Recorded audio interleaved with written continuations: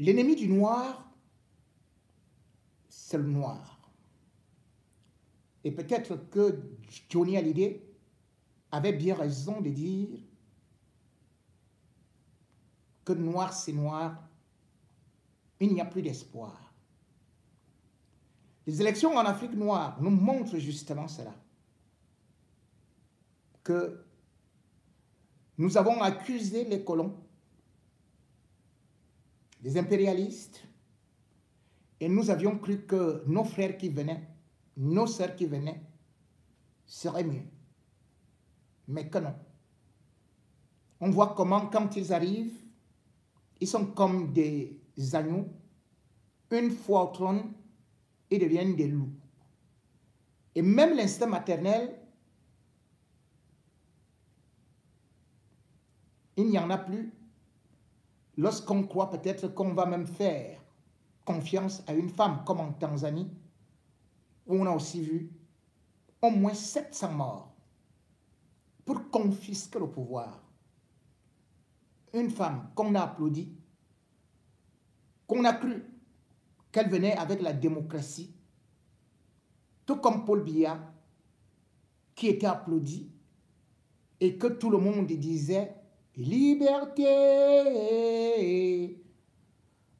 Tout le monde a cru à ce que ça se desserrait. Qu'enfin, on avait trouvé un homme plus civilisé, plus adouci, d'autant plus que il avait un visage angélique, ne parlait presque pas, un tempérament doux, une voix doucereuse. Que non, c'était plutôt une vipère qui injecte du venin dans un pays aujourd'hui abîmé, qui pourtant était le paradis d'Afrique, puisque le Cameroun était considéré comme l'Afrique en miniature, le presque paradis sur terre où on avait tout. Îlot de misère, les Camerounais, tels des esclaves, ne peuvent plus rien espérer. Marcher est un péché mortel, puisqu'ils vous diront qu'est-ce que vous êtes parti chercher dans la rue.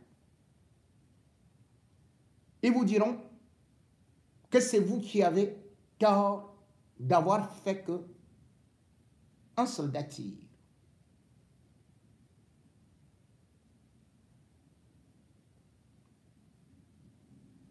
« 43 ans.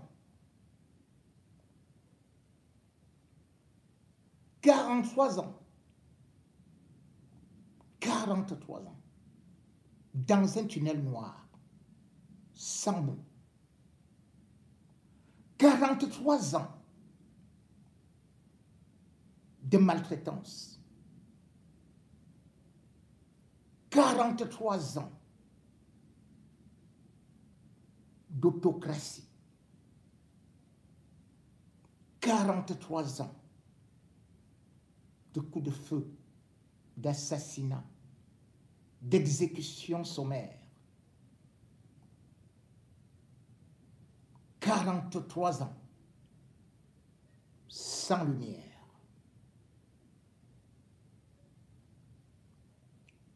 Le Cameroun ressemble dorénavant à un enfer. Au point où l'Église catholique a même dit mieux vaut que le diable prenne d'abord et on verra après. C'est dire que on avait déjà plus que le diable, plus que Lucifer. On était déjà à un autre niveau, au-dessus de l'enfer. Le règne de Paul Biya. Et quand on a vu ce qui se passait avec des tirs, on croyait que c'était un film. Pourtant, c'était la réalité. Des êtres humains transformés en chair à canon. Oui! Douala, Bafoussam, Bamenda, Bertois, Garoua, un peu partout. Des coups de feu. Dans un pays qui se dit pays de paix.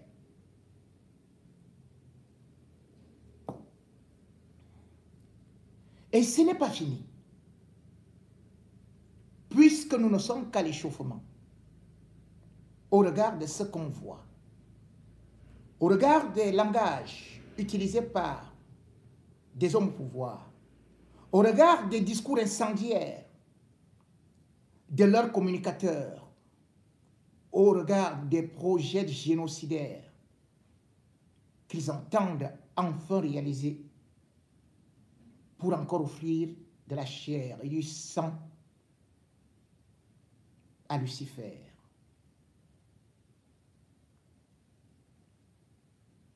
Que dire aujourd'hui? Entrecasse, tir, désordre total, pillage.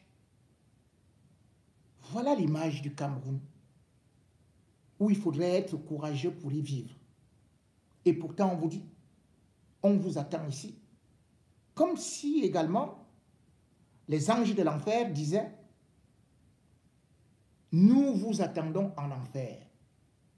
Seriez-vous pressé d'y aller? Brûler dans le feu? Difficile.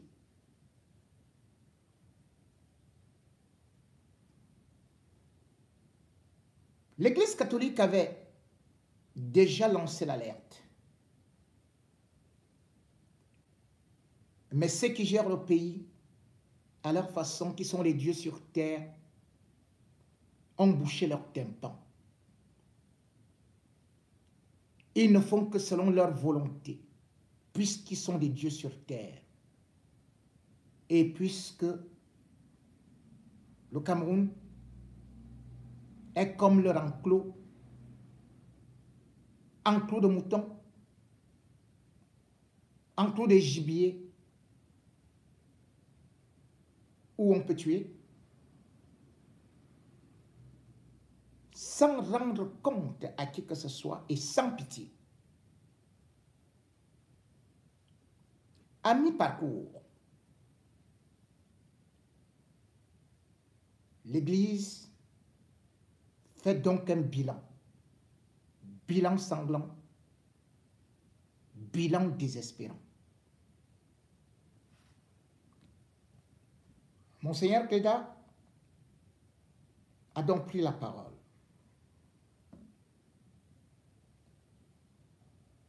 Pas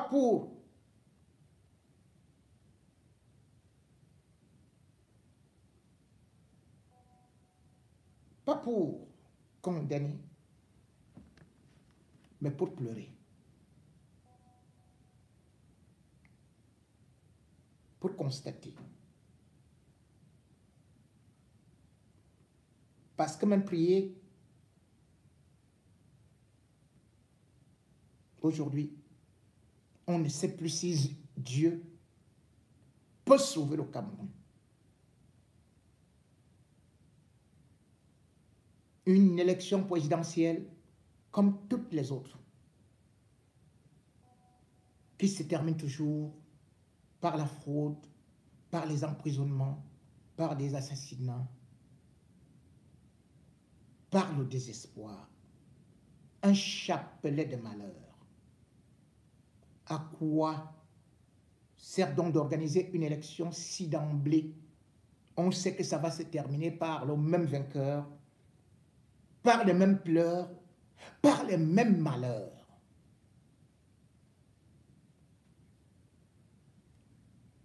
Évangile de Monseigneur Cléda.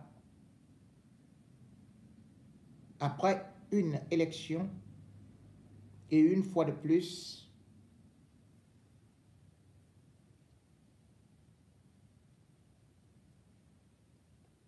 une déception.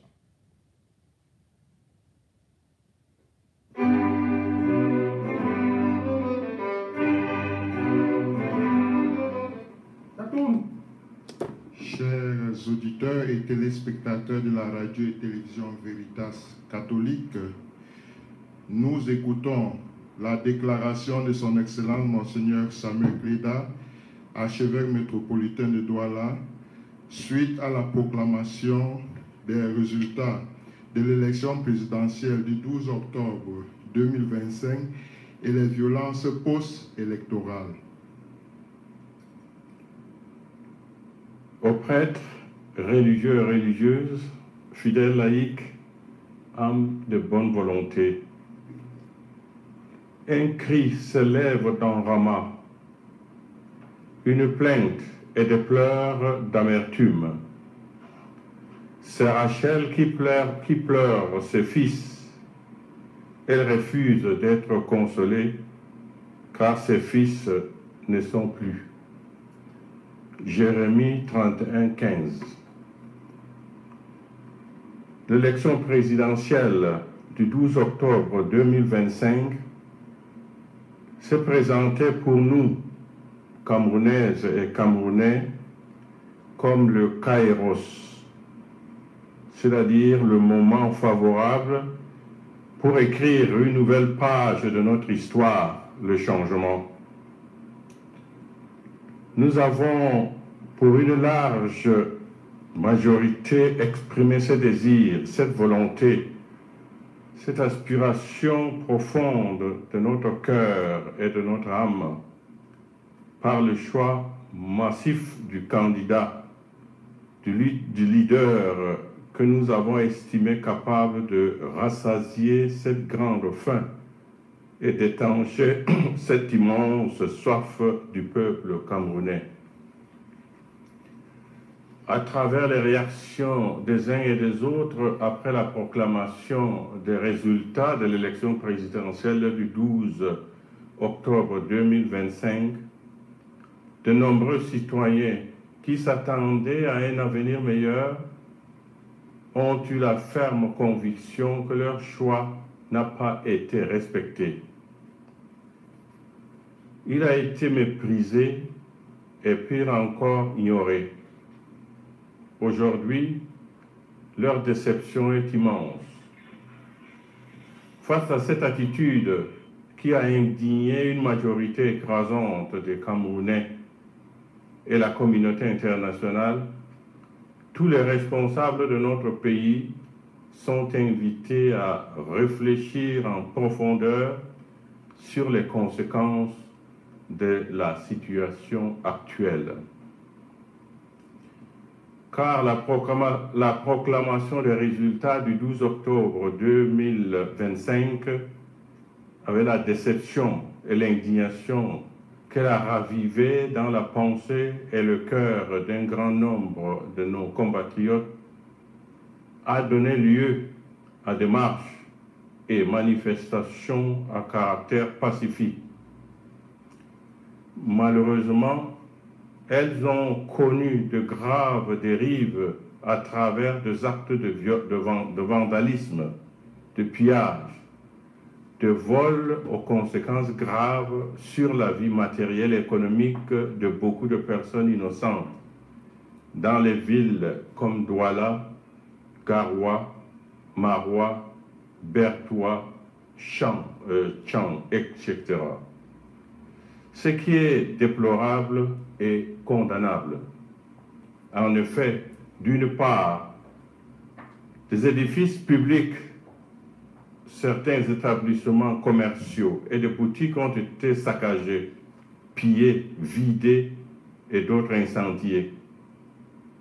Ces actes regrettables et répréhensibles ont plongé leurs propriétaires dans le désarroi et la misère.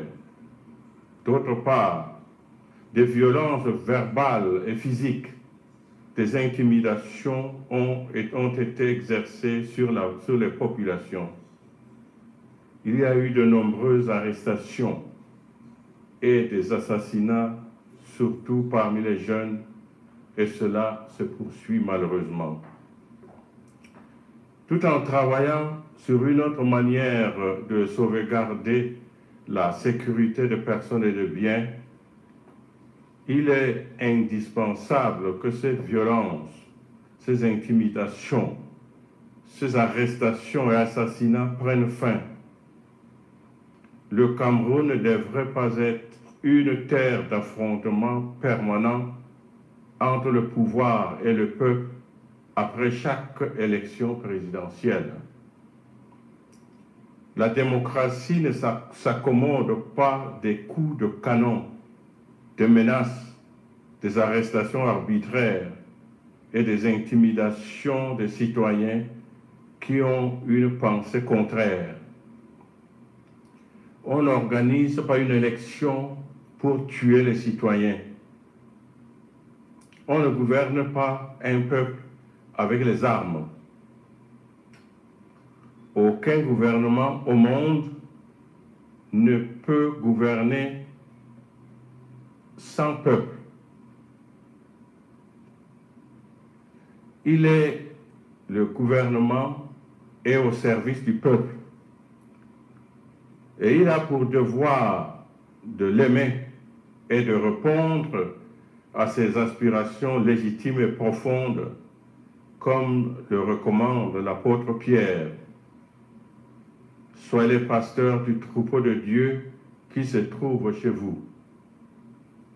Veillez sur lui, non par contrainte, mais de plein gré selon Dieu, non par cupidité, mais par dévouement, non pas en commandant en maître à ceux qui vous sont confiés, mais en devenant les modèles du troupeau.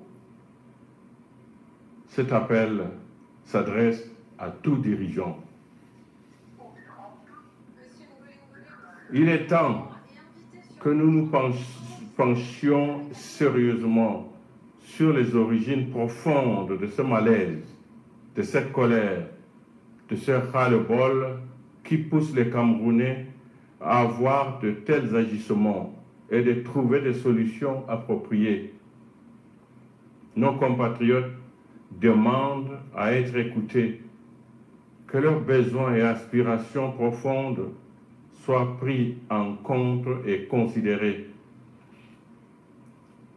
Le Cameroun profond crie sa souffrance, sa misère. Les populations ont faim parce qu'elles n'ont pas de travail. Le taux de chômage général actuel est estimé à 74% et celui de pauvreté au Cameroun en 2024 est à environ 37,7%. 10,1 millions de Camerounais vivent avec moins de 1000 francs CFA par jour. Le Cameroun compte plus de 6 millions de citoyens sur les routes de l'exil ou de l'immigration clandestine, confère Centre d'études stratégiques d'Afrique. Notre pays est dépourvu d'un système économique fiable pourvoyeur d'emplois. Le déficit énergétique, eau et électricité, ne permet pas le développement du tissu économique. Le peuple inquiet est de cette situation qui perdure, sans aucun signe d'espoir à l'horizon. Des citoyens ou de familles préfèrent s'en aller à l'étranger. Un peuple qui descend dans la rue pour crier son désespoir exprime une rupture et interpelle la conscience des dirigeants. Si des milliards de nos francs sont dépensés pour organiser les élections, on peut également en trouver pour le bien-être des populations.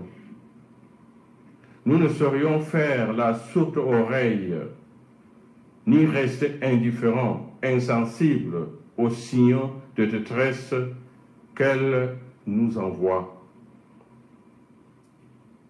Nous sommes parvenus au terme d'une élection présidentielle. Pouvons-nous oser espérer une amélioration réelle, significative et effective des conditions de vie des Camerounais par rapport à la situation actuelle.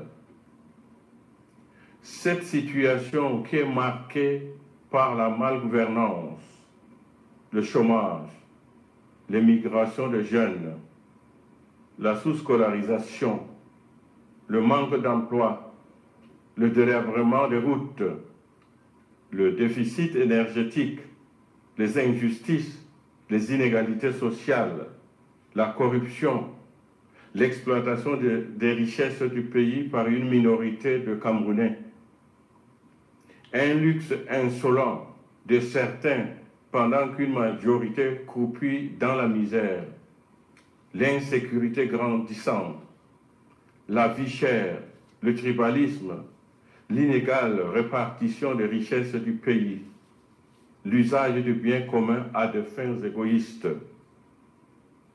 Tout cela entraîne un climat social tendu et délétère.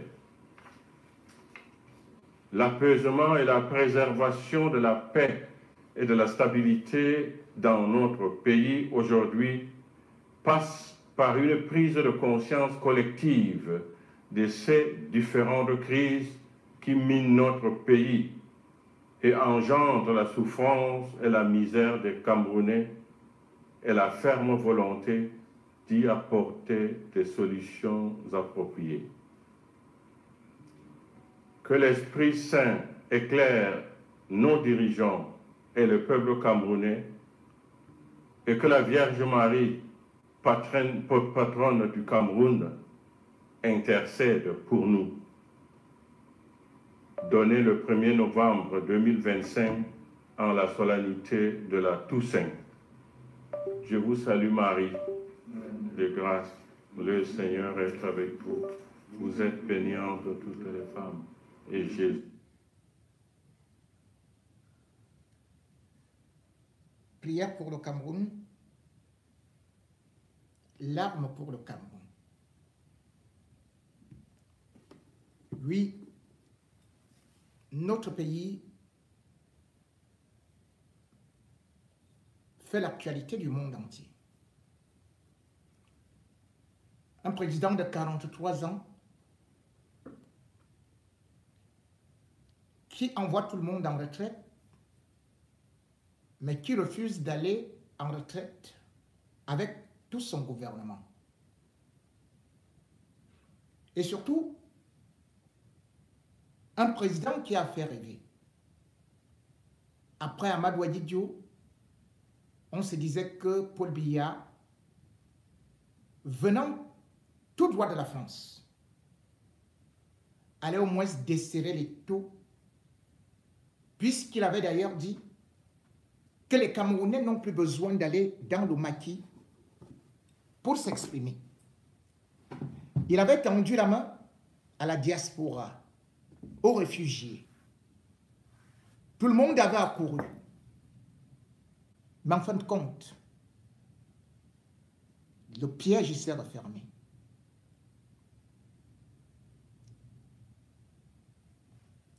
Celui qui disait à RMC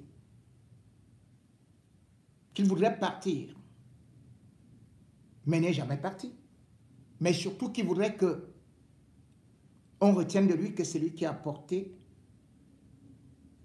la démocratie,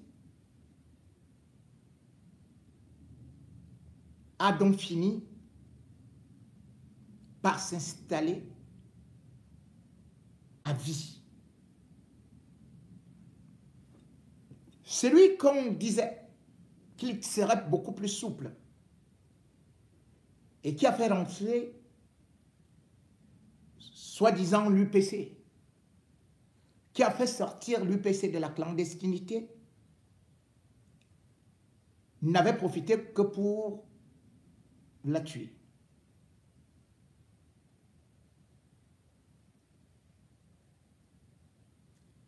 Paul Biya étudie en France. Et d'ailleurs, il s'en vante comme étant le meilleur élève. Mais qu'a-t-il appris? Qu'est-ce que Paul Biya a appris en France? La sécurité sociale? Non. Il n'y a rien. Qu'est-ce que Paul Biya a pris en France? L'industrie? Non, il n'y a rien. Mais qu'est-ce que Paul Biya a pris en France? Les bons hôpitaux? Ou bien les belles routes? Non, il n'y a rien. Ah oui, il était à Sciences Po. Ah oui, il a fait sciences politiques, nous dit-on. Et c'est pour cela d'ailleurs qu'il a dit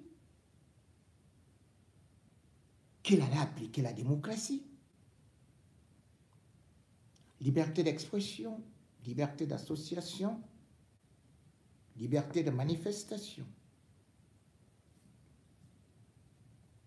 Mais maintenant, il va donc appliquer ces leçons au Cameroun.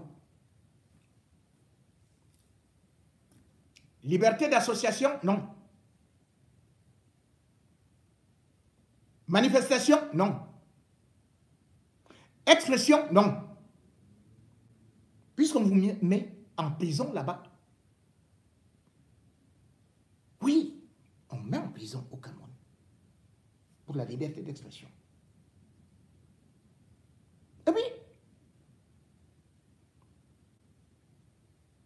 il a dit que c'est lui qui a apporté le multipartisme. Mais le problème, c'est que ce multipartisme est venu par le sang. Puisque en 90, ces années qu'on voit encore aujourd'hui en train de trimer dans des cellules étant malades, encore arrêtés.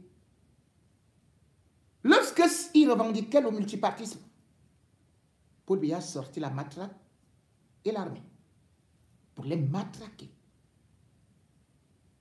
Lorsque Froundi a dit qu'il fallait le retour au multipartisme parce qu'il y avait déjà le multipartisme avant, ce n'est pas Paul Biya qui a apporté le multipartisme, puisqu'il y avait le KNDP, il y avait des partis politiques.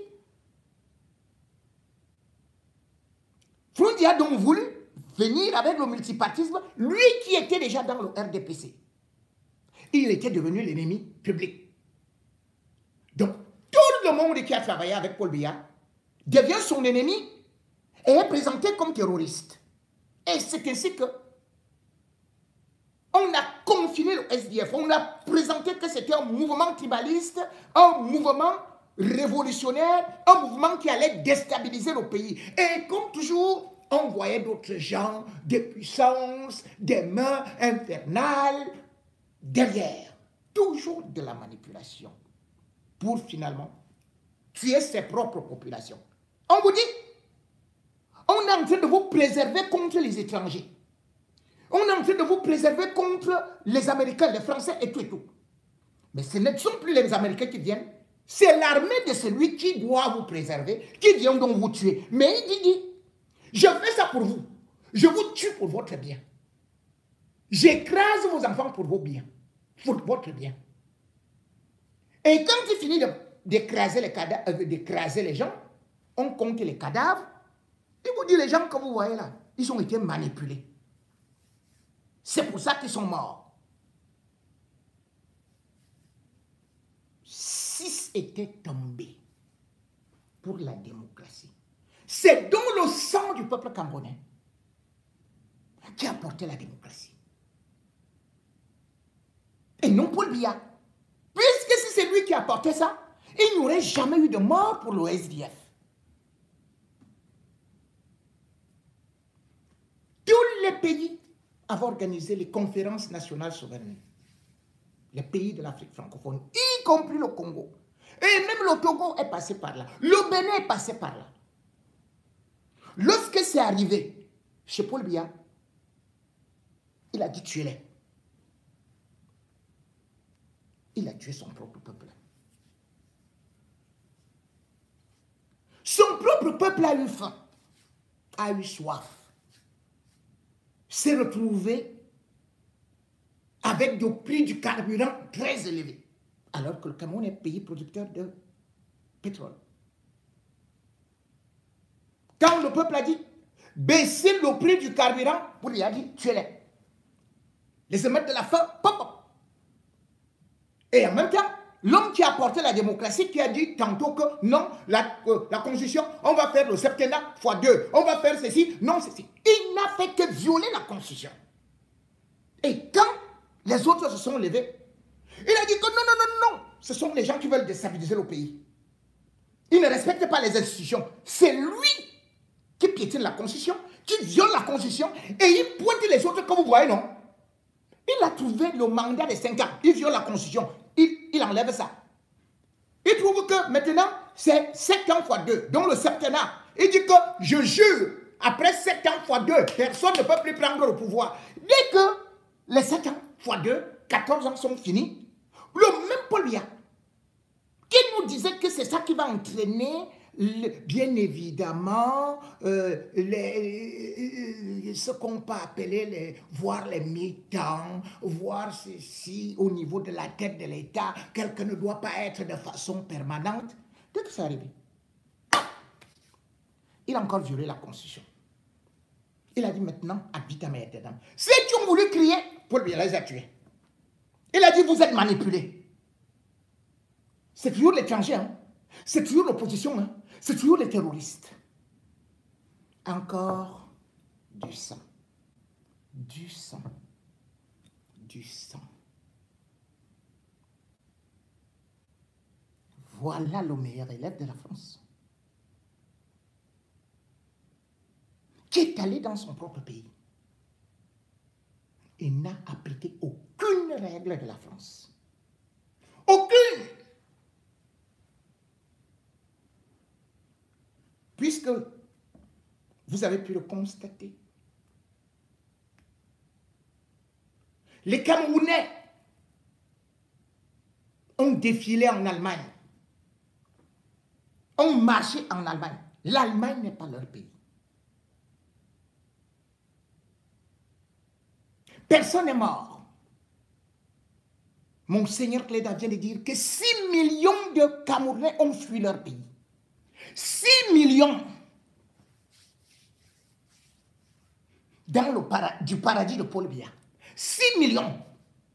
Vous avez 6 millions de personnes peuvent fuir un paradis. Cela veut dire que c'est l'enfer. 6 millions. Parce que là-bas, vous êtes enchaînés, vous ne pouvez pas parler. Personne n'est mort. Les Camerounais défilent dans les autres pays, contestent dans les autres pays. À Paris, où Paul Biya a étudié, vous avez vu la diaspora manifester. Cette diaspora qui critique Macron, insulte la France. Avez-vous déjà appris qu'un seul Camerounais a été tué par un policier français, par un gendarme français, par un militaire français, ou allemand, ou belge? Jamais. Ils respectent donc les Camerounais.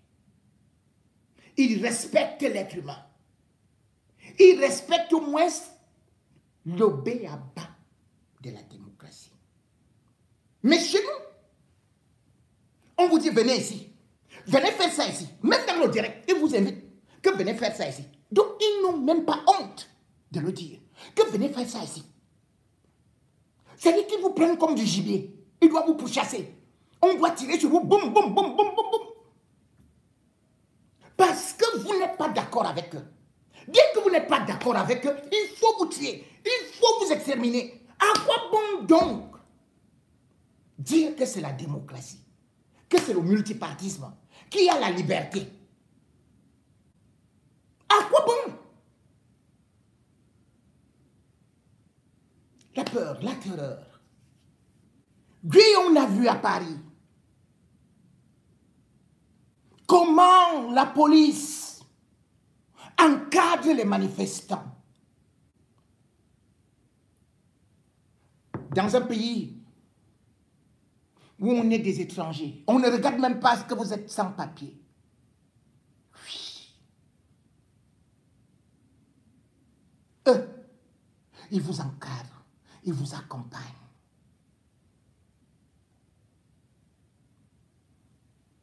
Quand vous finissez de parler, personne ne part en prison. Et même quand vous avez dérapé, garde en cellule, il vous attrape. La garde à cellule, même la garde à vue, ne dépasse même pas 1 heure ou 2 heures. Ils vous ont déjà libéré. Chez nous, on filme les enfants. On arrête des enfants.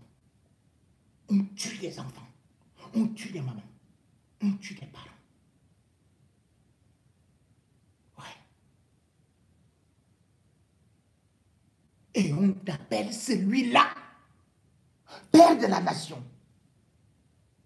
Vous pouvez continuer à considérer votre père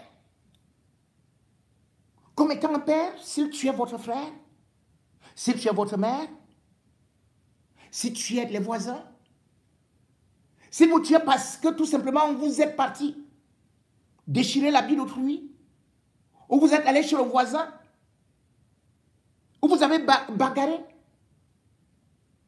et votre père vous tue. Voilà le père de la nation.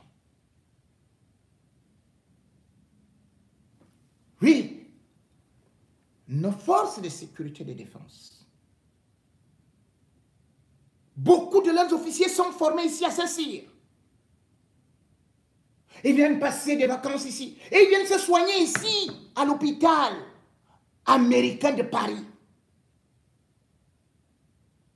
Dès qu'ils rentrent au pays, ils prennent les Kalachnikov. Ou alors ils envoient leurs éléments en route que abattez les gens que vous allez voir là-bas. Dès que quelqu'un n'est pas d'accord avec toi, si quelqu'un crie à moi, allez, il n'a pas d'autorisation, allez, on doit seulement l'abattre. Et les autres chantent encore, ouais, vraiment, c'est vous qui avez envoyé vos enfants mourir en route. Là, vous avez vu les Camerounais en route, ils sont avec leurs femmes, leurs enfants. Qui est mort? Qui a été tué? Qui a été assassiné?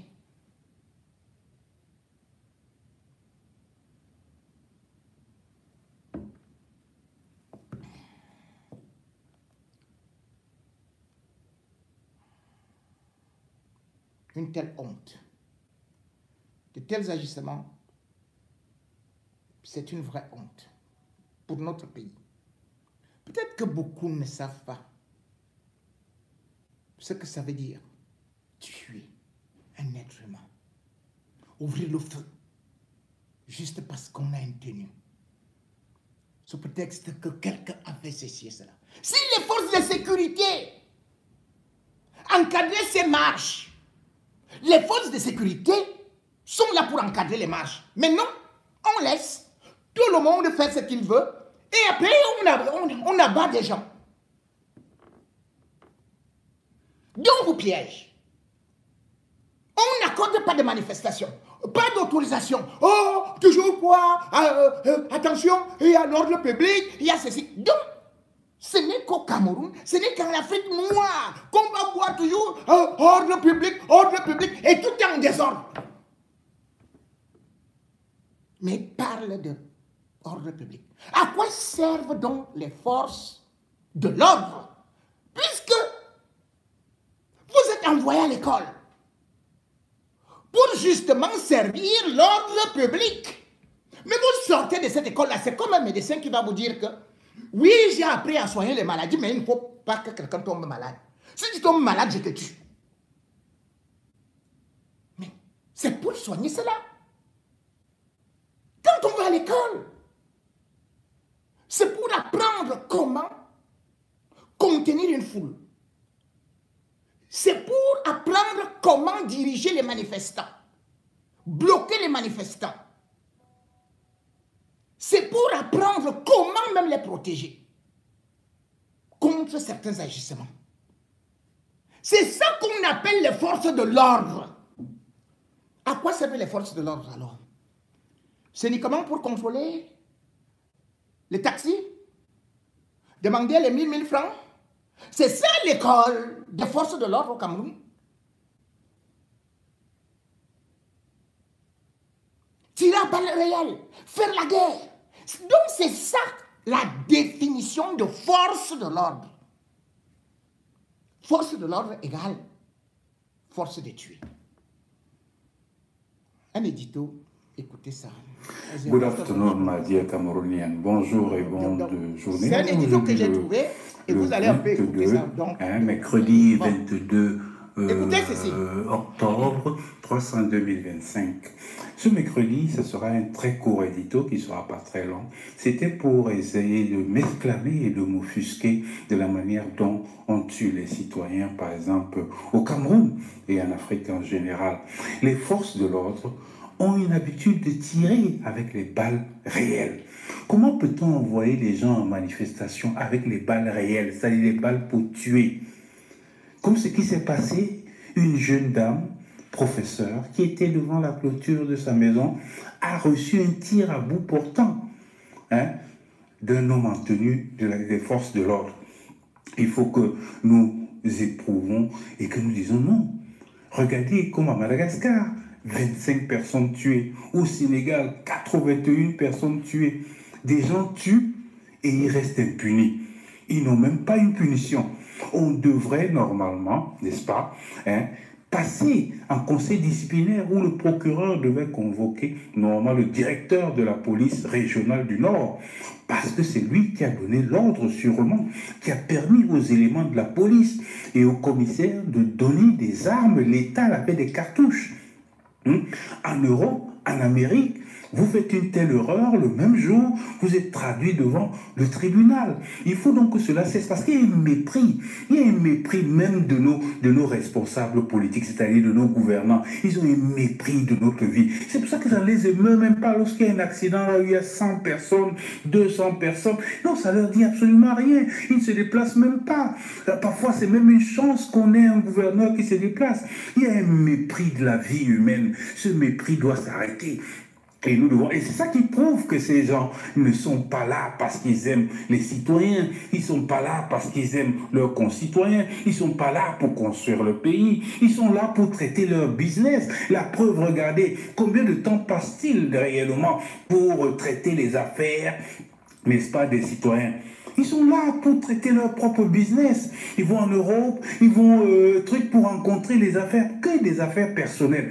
Personne ne met sa tête ou ses méninges à profit pour voir comment on peut résoudre les problèmes de pauvreté, les problèmes d'eau, les problèmes de ceci. Il y a des pays où on fabrique en Chine, en Inde, où on fabrique des pompes à eau moins cher, où on fait des trucs là où on pourrait arroser au moins 100 villages en une année d'eau potable. Mais personne ne pense à ça. Mais si tu leur dis, tiens, tu peux faire ce business, ça te rapportera énormément d'argent. Alors vous les voyez, ils sont en train de courir, aller mincir les banques, débloquer les ceci. Mais quand il s'agit des citoyens, il n'y a rien.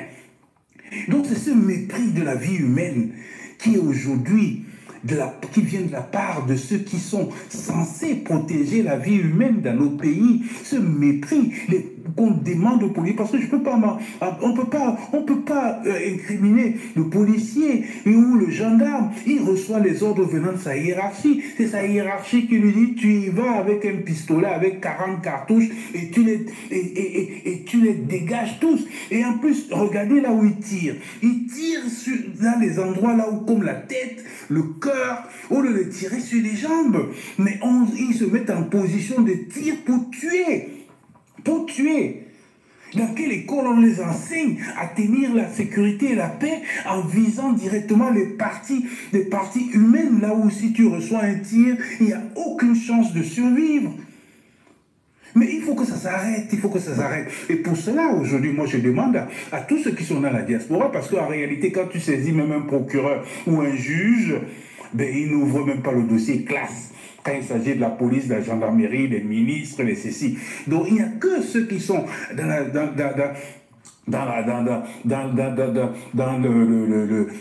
diaspora qui peuvent au minimum enregistrer ce commissaire divisionnaire ou ce directeur de la police dans la liste des gens recherchés pour crime. À cet organisme allemand qui recense tous les criminels du monde. Là où, parce que c'est un criminel, celui qui donne l'ordre de tuer et de se mettre en position pour tuer les jeunes manifestants. Il y a des moyens. Aujourd'hui, on voit des manifestations dans d'autres pays civilisés où la vie humaine a une valeur.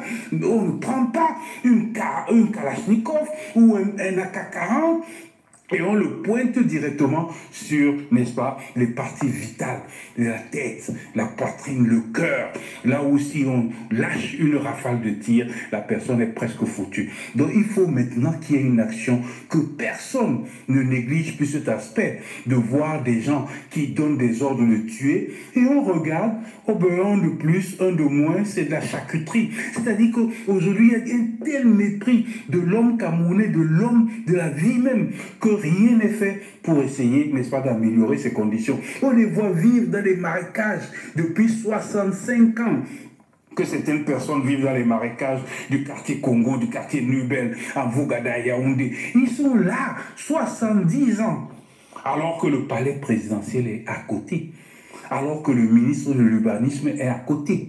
Alors que le ministre des travaux publics est à côté. Ils pouvaient au moins, ne serait-ce que se déplacer, aller voir ces gens et leur dire peut-être dans un délai de 30. Vous vous rendez compte, il y a des endroits là où ils attendent, par exemple, l'eau, ils attendent l'électricité depuis 40 ans. Alors qu'ils sont peut-être à 3, 4, 5 kilomètres. Mais depuis 40 ans, ils attendent. Et ce n'est pas le mépris de la vie humaine, ça?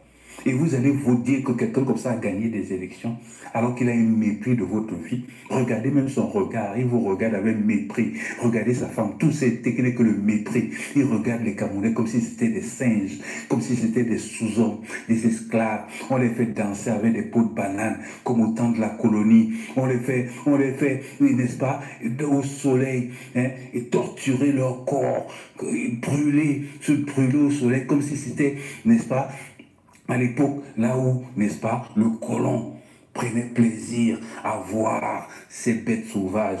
Non, nous sommes dirigés par des colons à la peau noire. Monsieur Biya, c'est un colon à la peau noire. Monsieur Ngongo, c'est un colon à la peau noire. Madame Chantal Biya, c'est un colon à la peau noire. C'est tout. C'est pas des êtres humains, c'est pas des humanistes, c'est pas des gens qui ont ce qu'on appelle, qui sont compatissants, c'est pas des gens qui veulent apporter un certain bien-être à leurs congénères. Pourquoi peuvent-ils, n'est-ce pas, dilapider aujourd'hui? Parce que ce que vous ne savez pas, c'est qu'il y a 4 000 milliards au moins qui sont, n'est-ce pas, trichés, enlevés du budget camerounais, qui ne font pas partie du budget. 4 000 milliards. Vous vous rendez compte ce qu'on peut faire avec 4 000 milliards? Je ne parle pas de 400 milliards. Je parle de 4 000 milliards. Les recettes pétrolières, les recettes aurifères, les recettes gazières, les recettes, n'est-ce pas, de la manne, de certains minéraux, du diamant. Tout se fait dans l'opacité. Dans l'opacité. Ces gens, parce que ces gens ont du mépris. La preuve, vous allez voir, ils vont encore tuer. Ils vont tuer là ces jours-ci. Il y a des jeunes qui osent. Ils vont les tuer sans pitié et ils dorment tranquilles et ils boivent du pétrus. Ils font de la fête, hein, malgré les morts. Ils n'ont aucune, même dans, c'est-à-dire qu'on ne les voit même pas comme on fait dans d'autres pays où on fait la comédie même de verser les larmes de crocodile quand les gens meurent. Non, là-bas, c'est, oh, c'était de leur faute. Oh, ils ne savent pas respecter la route. Oh, c'était la faute de...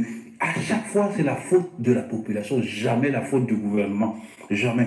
Le gouvernement est parfait. Il vous a fait des routes, hein, des routes qui sont comme des pistes avec des trous. Les gens meurent. Des trottoirs là où tu peux marcher la nuit, tu te casses les pieds parce qu'ils sont béants, ils sont ouverts, ils ne sont pas protégés. Tu peux te faire... Mais à tout moment, le danger vous guette dans nos villes et villages. C'est sur nos routes. Le danger est avec vous. Dernièrement, c'est quelqu'un qui va faire un papier. Hop, il est happé derrière une moto. Il meurt. Et de l'autre fois, c'est une bille de bois qui s'écroule et tue des gens. Et l'autre fois, c'est une route avec des trous énormes que le chauffeur n'a pas fait attention parce qu'il n'y a aucune signalisation. Ben, il a envoyé la voiture en tonneau libre et tant de gens morts. Des que de la boucherie, mais qui ne meurt personne. Tout le monde est là. Et on se bat pour dire non, on va encore 7 ans de plus.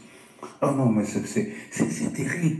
C'est pour ça que je pense que quelque part, nous qui avons la possibilité, n'est-ce pas, de pouvoir ne serait-ce qu'alerter l'opinion internationale, d'alerter les sénateurs américains, des députés américains, des députés sénateurs français, les présidents français, de leur mettre sous la pression, de ne plus cautionner ce genre de choses, même si ces gens-là, c'est eux qui les ont placés dans leur intérêt. Et on les a placés parce qu'ils ont le mépris, ils ont la haine de leur population. Ils n'aiment pas leur pays. Ils n'aiment même pas leur pays. Ils n'aiment pas la population qui y vit. La preuve, quand ils peuvent détourner 1, 2, 4, 600 milliards de l'argent du contribuable, ils le font en oubliant que ce contribuable, il n'a même pas d'eau, il n'a même pas les médicaments dans les dispensaires. Regardez les dispensaires jusqu'aujourd'hui qu'on a dans certaines villes secondaires. Ça ressemble plutôt à des cases coloniales des années 30. Des années 30 et qui continue aujourd'hui en 2025 et on se félicite, on se gargarise, on a gagné les élections, on a gagné parce que on va continuer à se partager le gâteau de la belle fille camerounaise, on va la violer, la dépecer et faire d'elle, n'est-ce pas, une personne. Ils ne laisseront jamais que quand ils ne laisseront le Cameroun que quand le Cameroun ne sera qu'un squelette. Voilà, là ils partiront et il n'y aura plus de Cameroun parce qu'entre-temps, n'est-ce pas, ceux qui disent non auront levé la tête et ça sera finalement, n'est-ce pas, la partition du Cameroun en 4 États indépendants. Je vous remercie, je vous souhaite une très bonne soirée. Nous ne souhaitons pas cela, nous voulons que cela n'arrive pas. Mais il faut faire attention à chaque fois que vous regardez ces gens n'ont aucune compassion, ils ne vous aiment pas, ils ne vous aiment pas, vous voulez qu'on vous le démontre comment. On envoie des policiers aller tirer sur des enfants avec des balles létales et en position de tir sur la tête ou le cœur. Vous croyez qu'ils vous aiment? Non, ils ne vous aiment pas. Ce qui compte pour eux, n'est-ce pas, s'ils peuvent faire de vous une boucherie, heureusement que, n'est-ce pas, c'est pas beau de voir que quelqu'un mange la viande humaine, mais même votre viande ne les intéresse même pas. Parce que ce qui les intéresse, c'est vous voir un à un au cimetière et diminuer la population, n'est-ce pas, d'esclaves. Je vous remercie, je vous souhaite une très bonne journée. Merci, au revoir. Oui, nous sommes des esclaves. Vous êtes des esclaves. L'esclave n'avait pas droit à la manifestation ni au vote. On choisissait pour l'esclave et il était content. On imposait à l'esclave l'obéissance servile.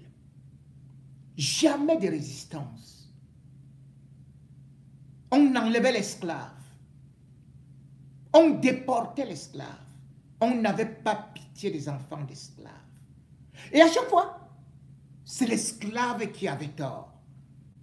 Dès que l'esclave faisait semblant de se rebeller devant le maître, il fallait bien sûr couper son oreille. Il fallait le marquer par un fer chauffé. Il fallait absolument démontrer aux autres que si vous tentez encore ça, voilà ce qui va vous arriver. Le pire, c'est que vous allez voir des individus qui se disent patriotes et qui continuent à applaudir, qui sont même des collabos, qui vous disent qu'ils participent au maintien de l'ordre parce qu'ils veulent la paix. La paix des cimetières, la paix des esclaves, la paix de ceux-là qui doivent être seulement dans les champs de canne à sucre, pendant que d'autres doivent rester en paix dans leur palais, boire du pétrus, manger, bien sûr, du bon fromage importé. Et quand ils ont un peu mal à la tête, on prend un avion médicalisé et ils vont se soigner à l'étranger. Leurs enfants également profitent des mêmes choses. Et après cela, ils prennent leurs enfants, ils placent à chaque poste de responsabilité parce que ça doit s'enchaîner. Et puis, pour l'argent du pétrole, on peut se partager. Oh non, il ne faut pas surtout protester. C'est l'argent de Paul Biya. Vous savez, quand il arrive dans un village, ou plutôt quand il y a une élection, on vient avec des grands-mères. Oh, le chef de l'État vous a offert un don, qu'il est généreux. tenez ceci. Oh, il vous a offert un pont en morceaux de bois, le chef de l'État. Oui, parce que l'État, c'est Biya. Et qui contredit Biya est un malfrat qu'il faut absolument détruire parce que Biya est devenu un demi-dieu. Cet État qui a donc réduit des Camerounais comme des rats à vivre dans des trous de souris. Cet État qui a réduit les Camerounais à dormir dans la rue, à se débrouiller dans des métiers obséquieux, honteux. Cet État qui vous a réduit au chômage, c'est ça qu'on dit qu'il faut continuer à respecter parce que c'est Paul Biya qui incarne cet État. Et même si vous avez gagné, on vous dit, vous avez perdu. Ah, il faut respecter l'État. Cet État, c'est celui-là où vous voyez des gens prendre uniquement plaisir à vous inviter à applaudir sous la pluie quand ils rentrent de leur pérégrination de la Suisse, de Paris. C'est cet État où, bien évidemment, vous allez voir la fille d'un ministre ou du chef de l'État balancer des billets sur la table avec ses copines, ses copains, ne jamais payer d'impôts. Mais vous, vous devez les payer. Oui, parce que le pétrole, c'est pour Paul Biya. Le gaz, c'est pour Paul Biya. L'or, c'est pour Paul Biya. Le diamant, c'est pour Paul Biya. Le bois, c'est pour Paul Biya. Et les autres petits Paul Biya qui sont dans ce gouvernement-là. Et dès que vous levez la tête, vous méritez la mort.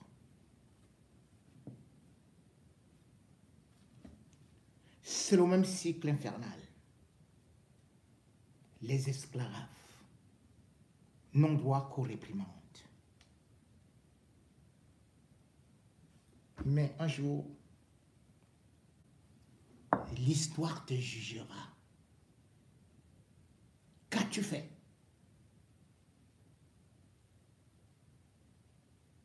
Avec ce que Dieu t'a donné, a donné à ton peuple. À toi, l'histoire te jugera d'avoir été complice. À toi, oui, qui passe ton temps à dire que ce sont les opposants qui dérangent ton pays,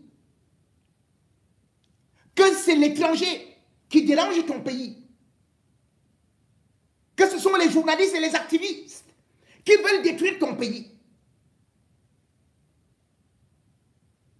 Et pourtant, ton pays est détruit depuis. Et à chaque fois, c'est le petit peuple qui est sacrifié. L'histoire se répète avec Paul Biya. Mais Dieu vous jugera.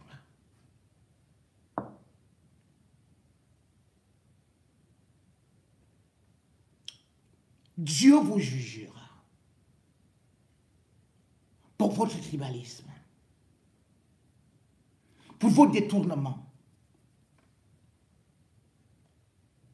et surtout pour avoir cogné les têtes des Camerounais. Dieu vous jugera pour tout le mal que vous avez fait à ces familles, pour ces crimes. Jamais puni. Pour ces assassinats surmultipliés.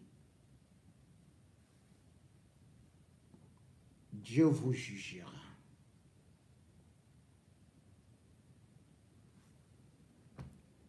Ce n'est pas une affaire d'une tribu. Si on te le dit, on te ment. À chaque fois, c'est toujours tel groupe ethnique qui a un problème. C'est tel autre opposant qui veut déranger, qui veut détruire le pays. À chaque fois, c'est la même chose. Voici ce que dit un incampiti, Sébastien Ilundu.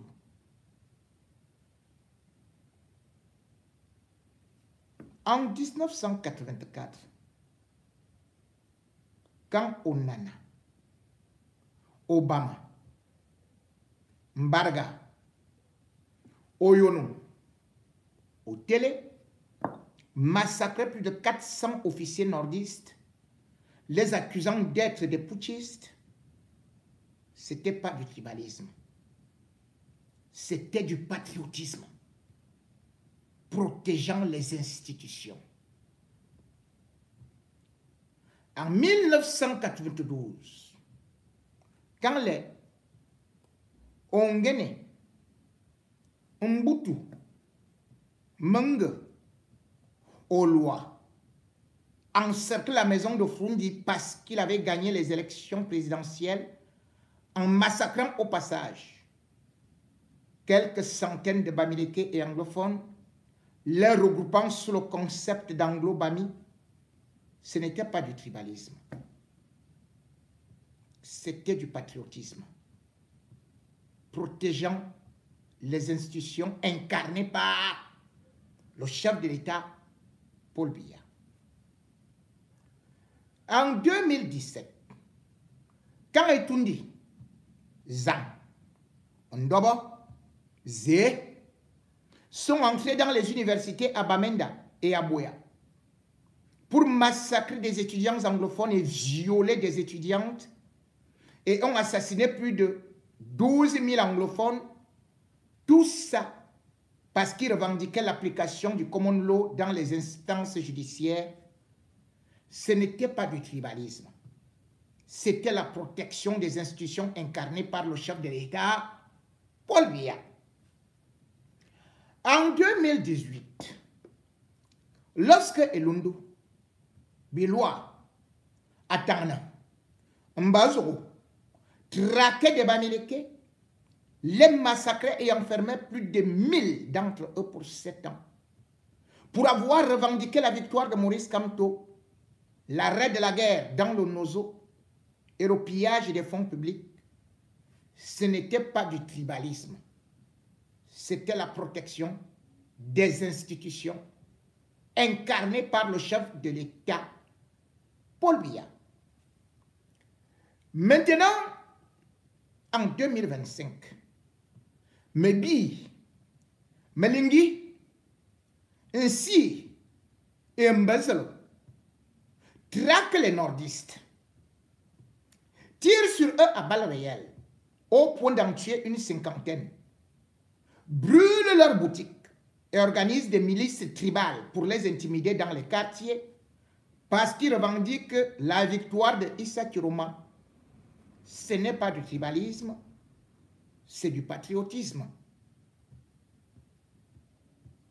Du patriotisme protégeant les institutions incarnées par le chef de l'État, Paul Biya, âgé de 93 ans, et qui n'a ni battu campagne, ni effectué des discours à son peuple depuis les 10 dernières années.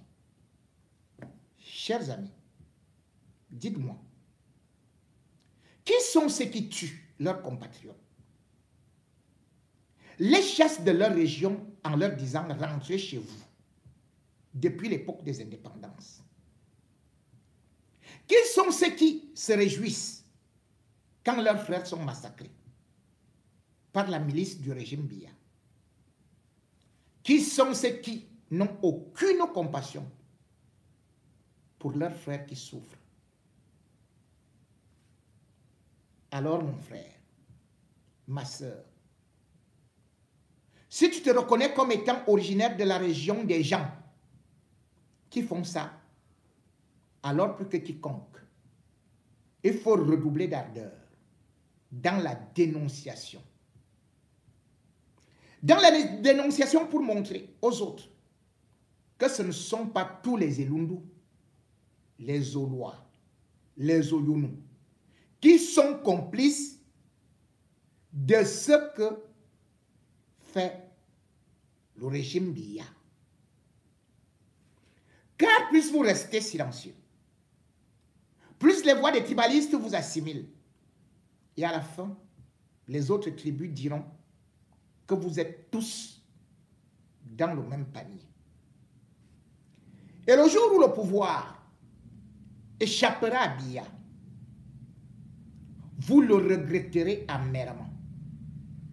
Car la vengeance des nordistes, des Bamileke et des anglophones sera impitoyable. Aujourd'hui, vous voyez au Rwanda, les Hutus vivent dans la marginalisation. Les ségrégationnistes blancs de l'Afrique du Sud vivent dans la réclusion. Les petits-fils des nazis allemands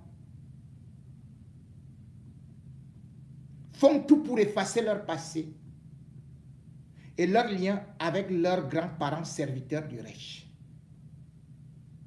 Car l'histoire a une mémoire. Et les cicatrices des victimes des régimes sanguinaires et de leur soutien ne s'effacent pas. Tôt ou tard, il faut passer à la caisse pour rembourser les dettes. Je lance donc un appel à mes frères de camp de ne pas rester silencieux ou neutres. Désolidarisez-vous des actions du régime Biya pour éviter toute assimilation.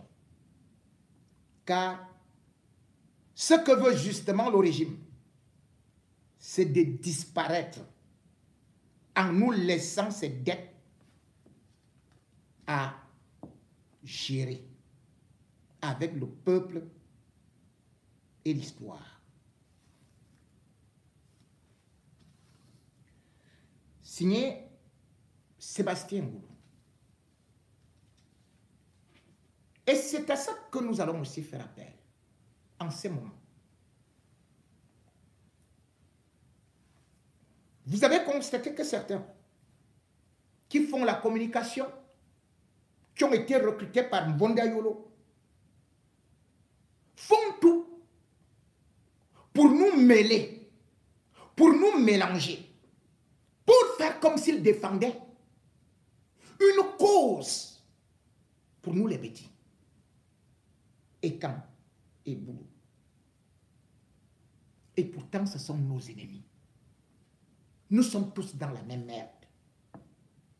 Ils veulent juste laisser le peuple Ekambeti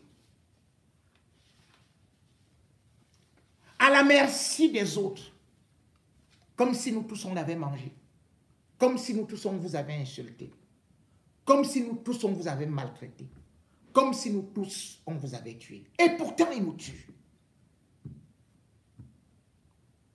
Ouais.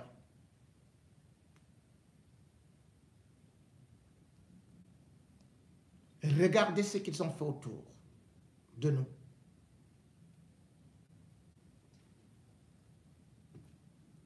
Qu'avons-nous? Nous les Ekambeti. Dans le pays qu'on appelle le Cameroun. C'est aujourd'hui que c'est bloqué qu'on se rend compte que nous avons seulement les champs de manioc avec le pain. Parce que même le sel là, on risque de ne pas avoir. Le carburant là n'est pas chez nous. La viande là, le poisson, on n'a pas.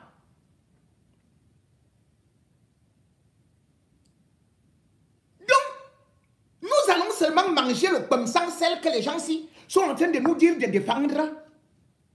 Parce que même le coq, il faudrait un peu de sucre, il faudrait un peu d'huile. On n'a même plus. Les gens ici nous ont arraché les terres, les Mbondayo, les consorts là.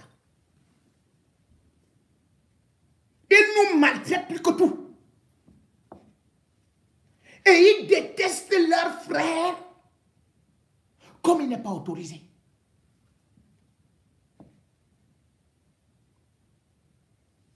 Regardez où se trouve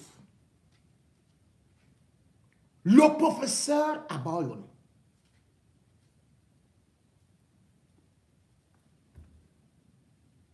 N'est-il pas dans les mêmes cellules, dans les mêmes conditions que Djekam Tchameni?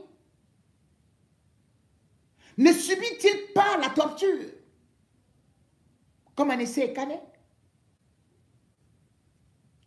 Pourtant, le professeur Abayono est aussi et surtout boulot. Comme Gondayolo, comme Biyabim Bondo.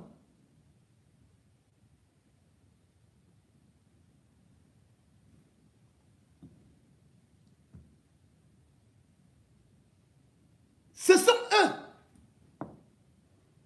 qui ont aussi tué Charles Atebayene, qui était du Sud comme eux.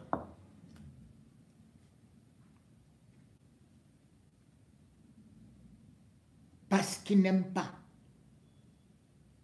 l'homme et Kambeti.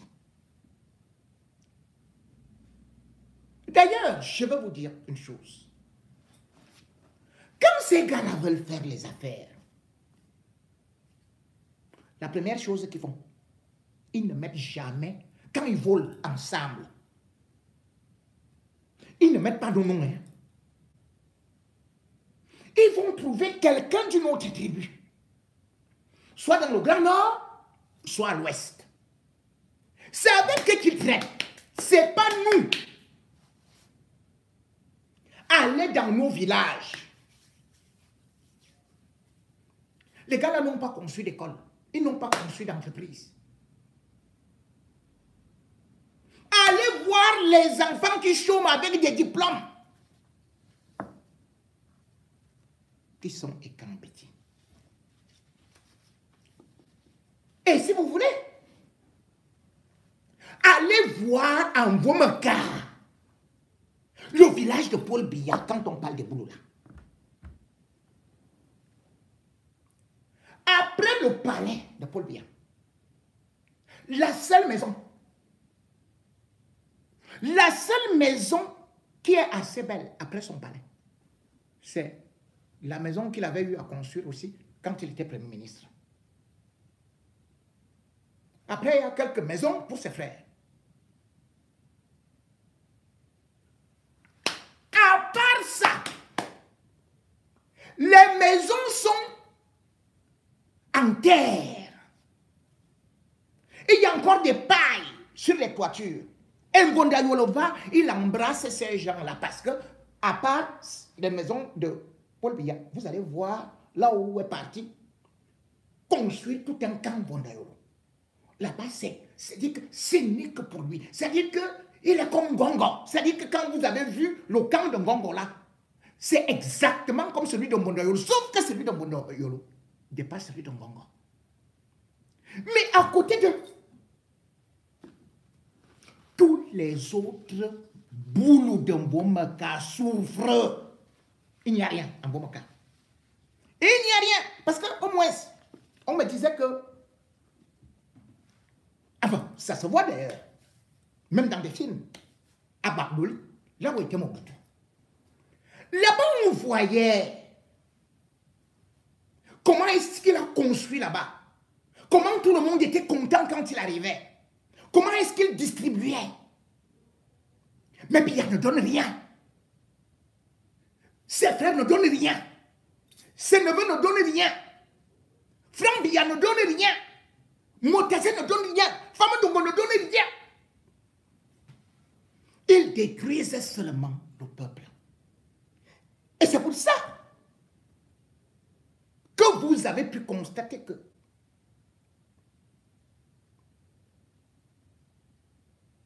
les professeurs à Bayoun ont dit niet.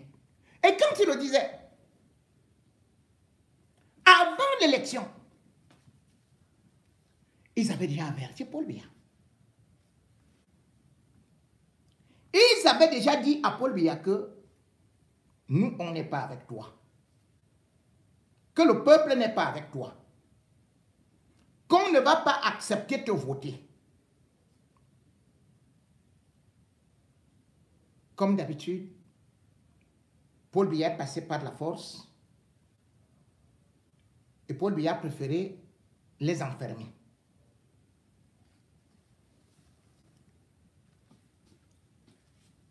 Sachez que au sud de là, et il y a aussi l'opposition là-bas, même si cherche à étouffer. La preuve, c'est qu'actuellement là, les Boulous revendiquent aussi. Ils sont même là, prêts à faire des villes mortes. Ils écoutent. C'est Issa Chiroma qu'ils appellent président. Paul Biya a maté ses frères. C'est-à-dire que ce n'est pas seulement Mondosé. C'est-à-dire que quand vous voyez le Ngo et consort, il a massacré tout le monde. Et c'est comme ça qu'il déteste tous, nous tous là qui sommes écambétis. Pour que Paul Biya soit avec toi, il faut que tu sois bandit, que tu sois dans les sectes, que tu sois Woubi, avec ses fils et ses soeurs. Donc, voilà ce que Biya veut de nous. Nous n'avons rien. Nous n'avons rien. Et créer des milices comme si on avait des problèmes avec nos frères et sœurs. Je vous ai dit, regardez seulement le cas du professeur Abayono. Peut-être vous le connaissez plus. Mais c'est lui, il est de Zoïtelen. Il est de Zoïtelen.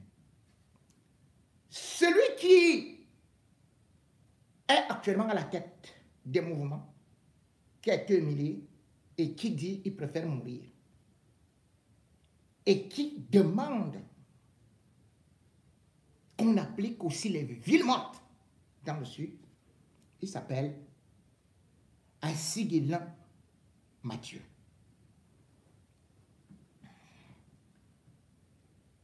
Madame Dan, Christine, elle est de Moyome Sala. Elle est opposante. On cherche seulement à l'anéantir.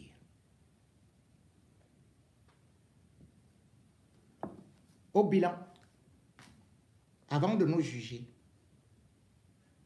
avant de venir nous mettre dans les corbeilles de Biya, demandez-vous qu'est-ce qu'il a vraiment fait pour nous. Et vous comprendrez que peut-être nous devons même être plus opposants à Biya que tous les autres. Écoutez ce que Mboulou dit. C'est pas Bidjan, c'est pas les ceci, c'est là. Écoutez. Avant les boum, Chiruma, qui m'y a boum. La qualité de bastonnade que Mibuna le danger. Chiruma vous a tu as vu comment le peuple a choisi Chiruma. Chiruma a mis à Tcha à Youssam Melima. Hein? Chiruma vous a écrasé partout. Hein? Le Cameroun ne veut plus de ça. Le Cameroun veut le changement. Et le changement aura lieu. Mais petit souci, il aura le changement. Vous montez, vous descendez, il y aura le changement. C'est fini, ça. Plus personne au Cameroun ne pourra plus avoir le pouvoir pendant 10 ans.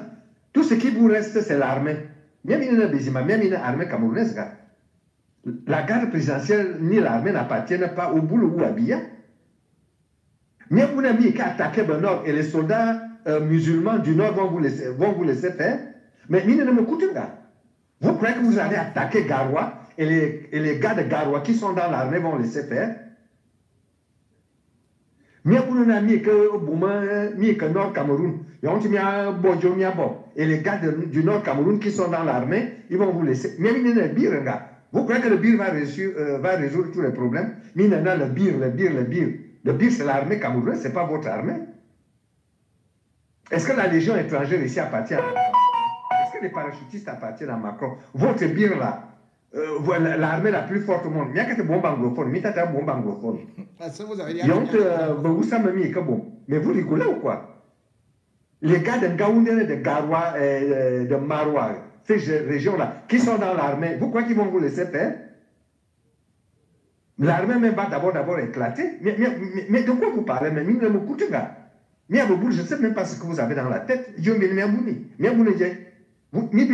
que Biya vous a donné même? Vous allez mourir pour un homme de 93 ans. Dans quel pays au monde vous avez vu un homme de 93 ans diriger? Hein? Abime bomba qui mis à chaque part. Mais il y a aussi, bon, Tazeba qui mis à chaque année. Et Jan Biyemen, Jérôme a gagné. Mais accepter la défaite. Il a été un très mauvais président. Qu'est-ce qu'il a fait? Quel même le souvenir? Il y en a beaucoup de longs kilomètres de chemin de fer. Il y en a beaucoup de longs autoroutes. Il y en a beaucoup de longs Sérébouma. Vous savez même quoi Samla? Qu'est-ce que vous avez à il y a que l'on a préféré Samlima. Il y a que l'on parlait de justice. Il y a que l'on préfecture. Il y a que l'on Sérébouma. Qu'est-ce que vous avez construit à Samlima? Qu'est-ce que Biya fait à Samlima? Il y a dit Biya, Paul Biya. Un homme de 93 ans qui porte des couches, il y a un billet, non. C'est tout ce que vous avez, vous n'avez personne d'autre. Nous, on n'a peur de personne. On a peur de voilà personne. L'autre. On a peur de personne. Bon. La patrie ou la mort, nous la vaincrons cette fois-ci. Voilà. Même si ça a pris de sang, nous sommes prêts voilà, à vous répondre en face. Chers parents de Yaoundé, chers gouvernements de Yaoundé, vous allez partir. Vous allez partir. When I go all them, when I go. C'est juste un petit bout de temps. Vous allez partir, toutes et tous. Vous serez chassés comme des rats, poursuivis par nous. Prenez même toute l'administration cette fois-ci. Les policiers et les policières et les gendarmes qui vont passer le temps à marginaliser le peuple. Vous avez des familles. On sera dispersé. Vous connaissez quoi? Je ne dis rien ici, je ne donne même pas cette information-là. Mais je tiens à vous rappeler que vous avez des familles. Nous allons vaincre cette bataille. La patrie ou la mort, nous vaincrons. Ce n'est pas un slogan, mais c'est une vérité. Ah oui, ne nous laissons pas intimider. Tu es au Cameroun. J'aurais besoin de toi pour la révolution et la marche pacifique sur le terrain. Ce n'est pas la blague, vous pouvez me faire confiance. Si je parviens déjà à mobiliser 1000 personnes, 1500, 2000, si Dieu fait grâce, c'est cuit. Les carottes seront cuites pour le régime de Yaoundé. Même si vous m'arrêtez, ne me faites pas du mal en disant que je vous insulte. Je n'insulte personne. J'ai du respect profond pour vous. Parce que chez nous, les Ekambeti, les vrais Ekam, ne sont pas des hommes sauvages. Ils sont des hommes respectueux. Mais sauf que dès que tu dérapes, on doit te remettre sur les rails. Oui. Les membres de l'administration sont en train de jouer exactement ce jeu-là. Chers membres d'administration territoriale, les intimidations, le moment d'intimidation, le niveau et les niveaux où les Camerounais et les Camerounaises sont là. Les intimidations ne passent plus. Les persécutions, les menaces ne passent plus. Vous voyez, non? Les menaces ne passent plus. Les menaces, les intimidations ne passent plus. YouTube ne passait plus. Et puis, il est revenu parce que ces gens ont recruté, comme je vous ai dit, des assassins, des milices pour brûler, pour tuer, pour intimider, pour bloquer les pages, pour attaquer les directs. Bref, comme on vous dit, c'est des malfaiteurs. Monseigneur Cléda le disait, c'est-à-dire, ils ne sont pas là pour trouver des solutions aux problèmes du peuple. Ils ne sont pas là pour apaiser les tensions. Ils sont plutôt là, non seulement pour narguer, mais encore attiser le feu. Ils ne sont pas là pour construire, mais pour détruire. Ils ne sont pas là pour, bien sûr, le peuple, mais ils sont là pour eux seuls et leur famille. Et c'est dans cet amalgame donc qu'ils créent parfois ce tribalisme, qu'ils alimentent le tribalisme, qu'ils font semblant que c'est une tribu qui dérange. Depuis 43 ans, on trouve toujours un ennemi quelque part. Depuis 43 ans, on trouve toujours que c'est elle qui vient de telle tribu, de telle région qui dérange. Depuis 43 ans, le Cameroun n'a pas évolué. Le Cameroun n'a fait que régresser. Et le Cameroun n'a fait que connaître des crises. Et à chaque fois, ils n'ont pas voulu discuter comme en famille. Parce qu'on dit, le linge sale se lave en famille. Mais quel est donc ce régime qui ne connaît pas le dialogue? Donc le seul dialogue, c'est la force. Force à la loi. Vous verrez ce que vous allez voir. On va vous broyer. On va vous inoptiser. On va vous punir. On va vous enfermer. On va vous tuer. Vous croyez que quoi? Ils envoient des rejetons des nazis, soi-disant écambétis, qui sont là, en train de faire des directs. Et ils achètent des influenceurs, des soi-disant influenceurs, des malfaiteurs, pour diffuser la haine. Au moment où le peuple, la majorité souffre, ils se tapent la poitrine.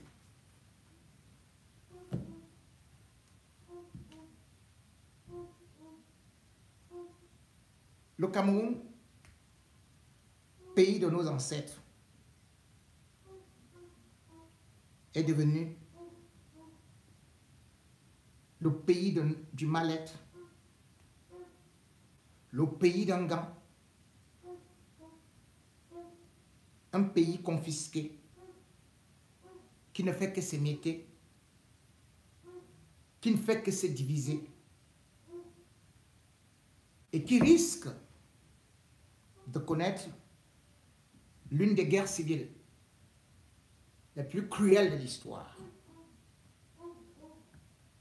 Ils attendent cet instant-là pour assouvir leurs plans, leurs projets.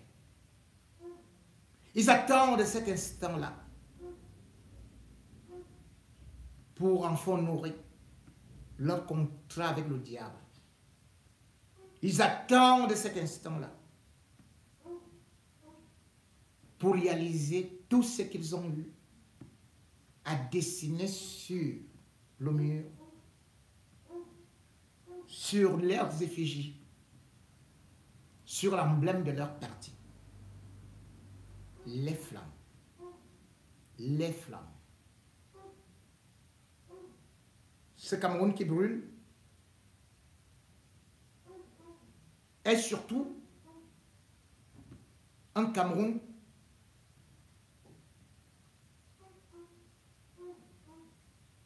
qui risque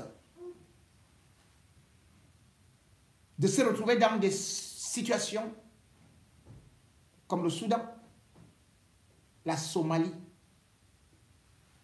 Parce que quand on voit la carte du Cameroun aujourd'hui, feu à gauche, feu à droite, feu en haut, feu en bas.